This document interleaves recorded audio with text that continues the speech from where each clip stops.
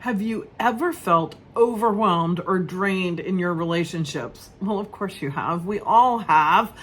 This video is going to give you a solution for that. I'm Brenda Florida, certified life coach, and here's the surprising thing about getting out of overwhelm.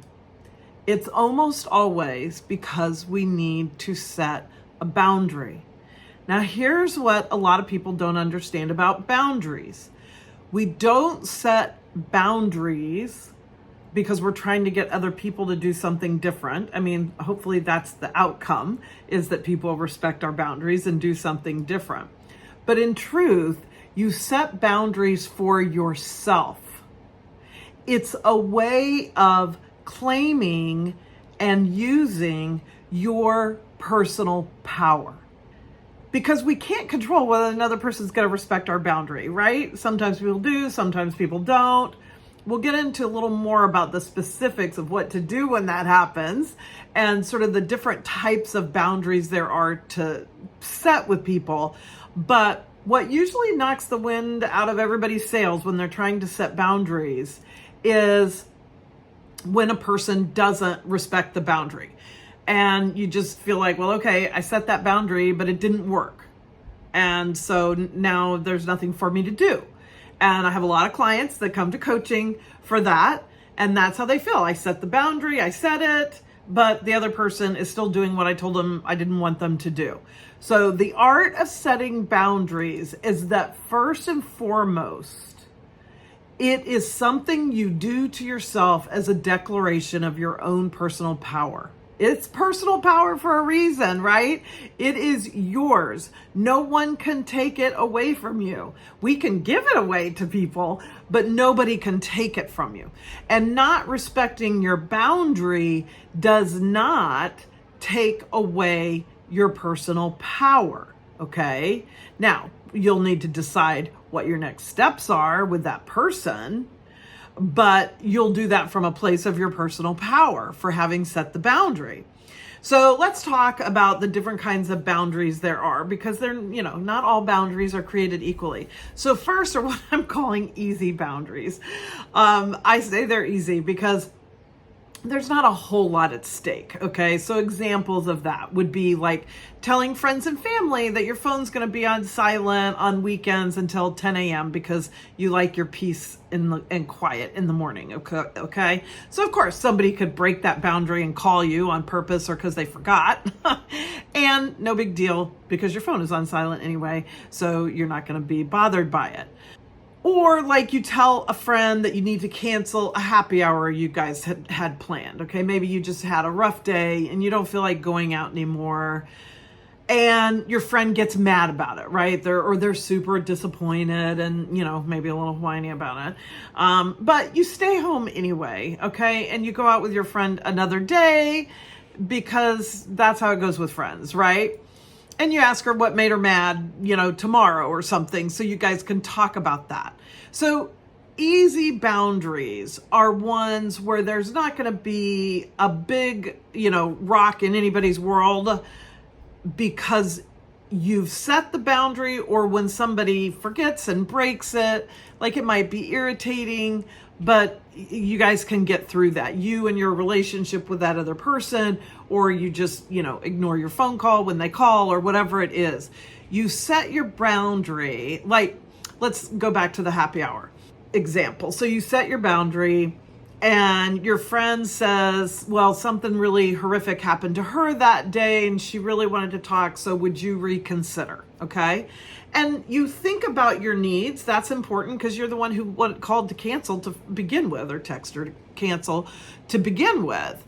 But then maybe you think, but if my friend's had this really rough thing happen today, she's had a dramatic day, you know what? I want to show up for her. So I'm going to let go of my boundary, not as a people-pleasing tactic, but because I know I can still say no, even though my friend is asking me a second time, because she's got a really big thing she wants to tell me. I can still say no, and I'm going to be okay with that. But I decide to change my mind. So easy boundaries just don't have as much at stake. Then there's medium hard boundaries. That's my technical term. These are boundaries that you're much more adamant about, okay? For instance, I had a period of time where I was homeless. Several years ago, I spent 2.5 years without a home of my own, not on purpose, not by choice. And so it was an extremely hard time for me. In fact, I did a whole video on that, so you can click up there. My mom, particularly, others too, but especially my mom, would ask me frequently about my finances. And I didn't like it. I mean, first of all, Captain Obvious, my finances sucked, or I wouldn't have been homeless, right? And for those of you feeling empathy for my mother, who loves me and was obviously just worried, yes, that's true. But it's not really the point, because when it comes to personal boundaries and personal power, I get to make my discomfort of being asked that question every bit as important as my mom's love and concern for asking it, okay? That's what personal power is.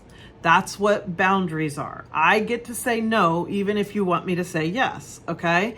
Remember, we are setting boundaries for our own benefit and to regain, restore, or reestablish personal power in our own lives by asking for what we need. So I didn't need to update my finances with my mother. It didn't make me feel good. I didn't like doing it at all. In fact, it made me feel worse about my situation. It was a way of reminding myself, that things sucked. And I answered her questions, for months and months before I realized that whenever I had to answer a question, it bothered me. And it usually sent me in a little bit of a downward spiral. So boom, that's where personal power came in. And I realized, even though it makes my mom feel better when she asks me that, I don't have to do it because I don't like how it feels for me. So personal power in action looks like this. I said very nicely, Mom, from now on, please don't ask me questions about my finances.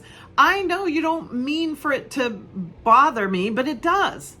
It reminds me of how challenging my situation is. Instead, what I'll do is I promise I will always tell you all the good things. And if I actually am in trouble and need something, I will ask you for it. And I want you just to trust me to know that if I'm in trouble, I'm going to ask you for help, and I'll share all the good news with you. And so she understood that. For the most part, she honored that boundary. And when she didn't, I would either just kind of brush it off and even make a joke out of it. Now, Mom, I asked you not to ask me that.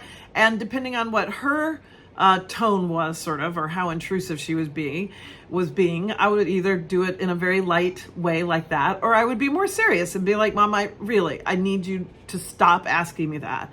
And then she'd kind of, oh yeah, right, and everything was fine. So now let's talk about hard boundaries, okay? These are deal breaker kind of boundaries, okay? If these boundaries get violated too many times, you're probably ending the relationship or pushing them so far out on the edges of your life that maybe they get a holiday card, These are boundaries that can end a marriage, end a long-term friendship, things like that. These are serious things, okay? It's one that a lot of people don't always catch. So that's why I thought I'd use it as an example. So it is when your partner is deflecting. Now I'm talking romantically here, but it can happen in any relationship. I mean, parents can do this, siblings can do it, friends can do it, co-workers, bosses, everybody can do it, okay?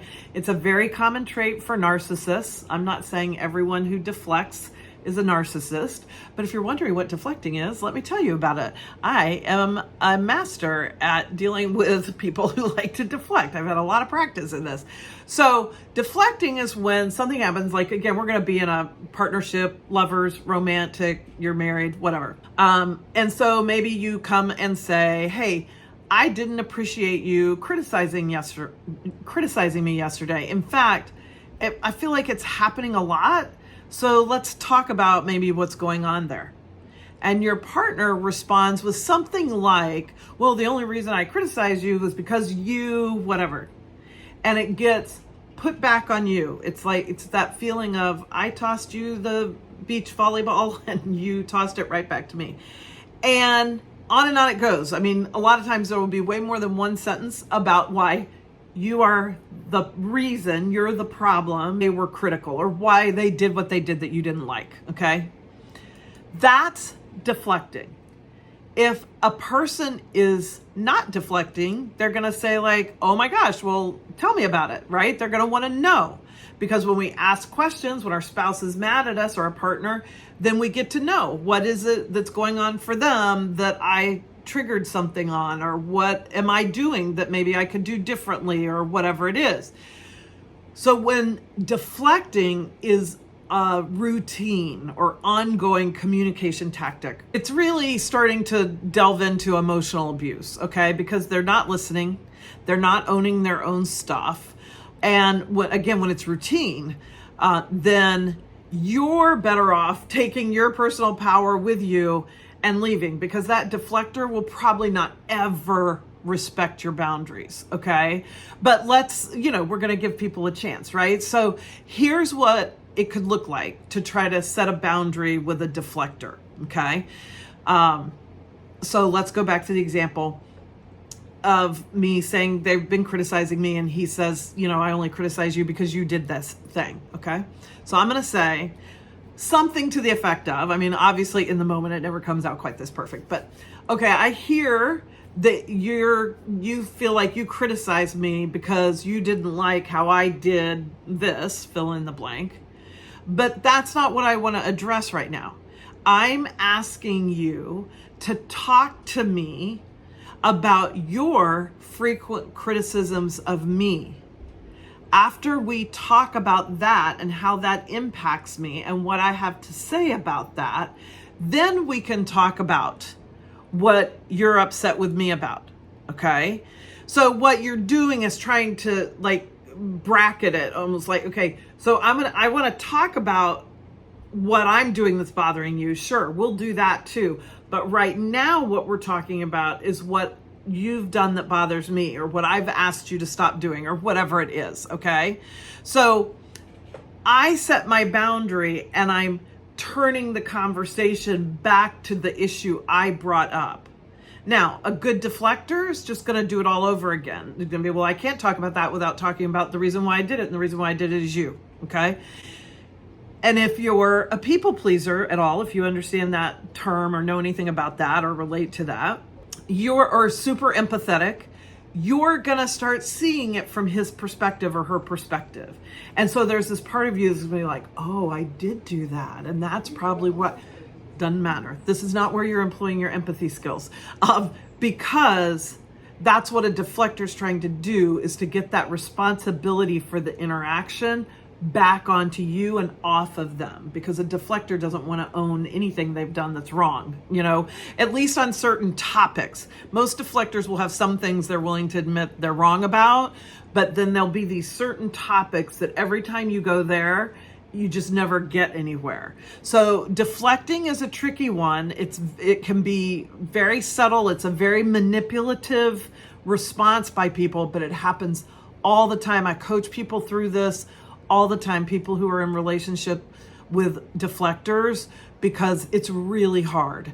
In fact, I'll probably do a whole video on deflecting. So let me know if that interests you, if you're curious to learn more about that, because it's a really difficult dynamic in a relationship. And honestly, it can make you feel like you're crazy, like you're just losing your mind, like you don't see things. It's really like gaslighting, because it gets you thinking, I'm not really seeing this situation for what it is, for the truth of what it is, but all it is you're not seeing it the way they're seeing it, and that's what pisses them off. So it's super mind fuckery.